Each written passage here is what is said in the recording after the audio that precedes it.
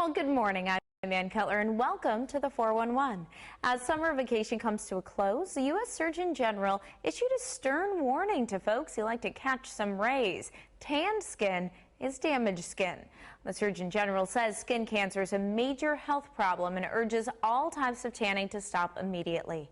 Nearly 5 million people are treated for skin cancer every year. That's more than breast, prostate, lung, and colon cancers combined. And melanoma, which is the deadliest form of skin cancer, hits 63,000 people a year in the U.S. 9,000 patients die.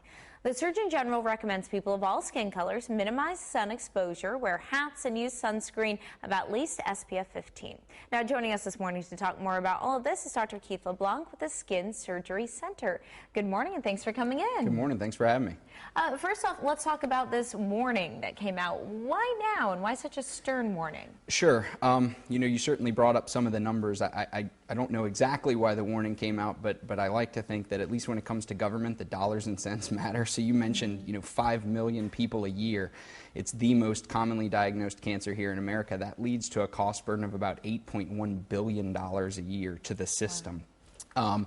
And I think more important than that is we've come to know over the years with our research that obviously there's an inextricable link between UV exposure and subsequent skin cancer, and UV exposure is preventable if you take the right measures. And so this is something that I think would take a while to see the results that we hope to see in the future, but it's also something that I think that over time, as people get more educated and practice more sun-safe practices in regards to their UV exposure, you can see a significant decrease in that cost burden to the system. Yeah, and this is something that you come in contact with day in and day out. Every day. So I'm a skin cancer surgeon. Basically, all I do is skin cancer removal and reconstruction. And so when I tell folks what I do, oftentimes people's response is somewhat surprised that you can basically stay busy 5 days a week just doing skin cancer surgery. But again, the fact is that skin cancer is the most common cancer in the world.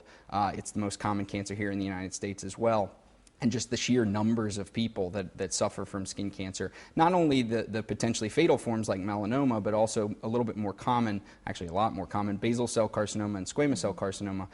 These are not the types of cancers that tend to go elsewhere in your body, but they can be disfiguring and they can certainly affect quality of life. And we know that those are inextricably linked to UV exposure as well. Absolutely. Now, you mentioned the UV exposure. This is something that is so preventable. Let's talk a little bit more about what causes skin cancer and how we can prevent it. Sure. So we know that UV exposure is the primary risk factor, especially one that's avoidable for subsequent development of skin cancer.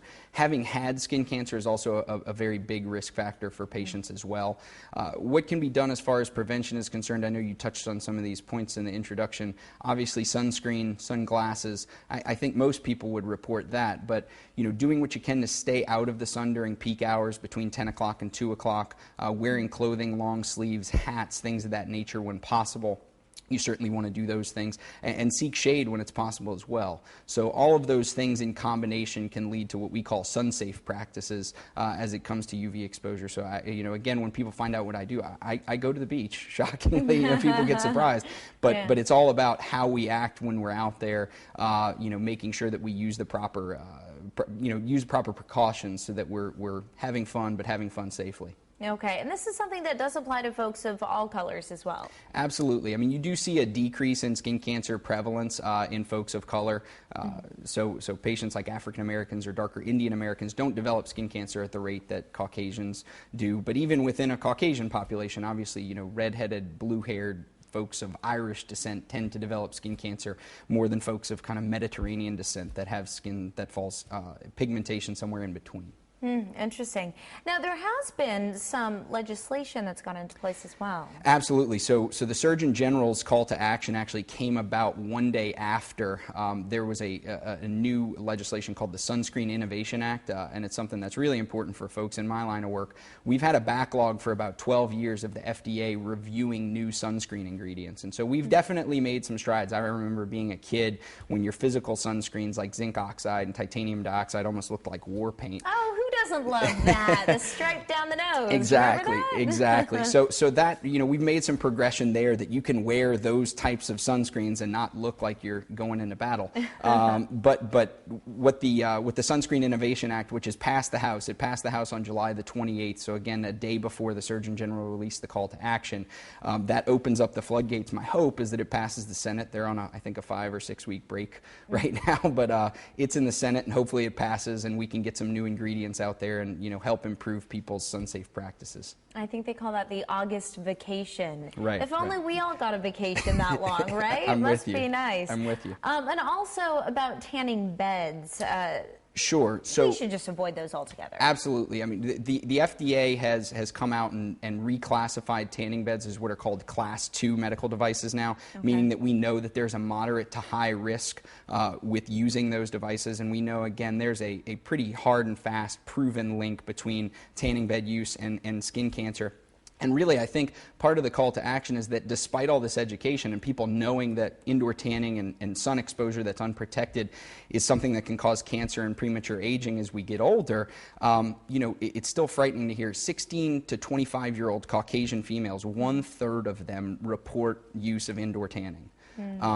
Even despite all this information that's out there. So I think hearing from the other side, they'll talk about vitamin D exposure or vitamin D production, and that sun is good for vitamin D production. We know, again, pretty scientifically proven that you can get all you need from a vitamin D standpoint with dietary supplementation and just your regular run-of-the-mill diet. So you don't need the sun for your vitamin D. Okay. Now, for tanning beds, for being out in the sun at the beach, is there any safe level? It's kind of one of those things that in my line of work we would say any tan is a bad tan. That's I think it's unrealistic to tell folks just don't ever go out in the sun. And we want to promote a healthy lifestyle where folks go out and have a good time with their family at the beach and go out and exercise and do those things. I think it's more about taking the proper precautions when you're out there to protect yourself. Okay, sounds good. Good advice there. And you said yourself you still go to the beach, so we can still have a little bit of fun out there. That's right. That's right. All right. Well, thanks for coming on. We appreciate it. Thank you so much. And for more information regarding the Surgeon General Skin Cancer Warning and the Skin Surgery Center, just log on to our website, wgno.com/the411. Coming up next, Boys Town, Louisiana puts a call out for couples who are willing to take on a life-changing mission. Don't go anywhere.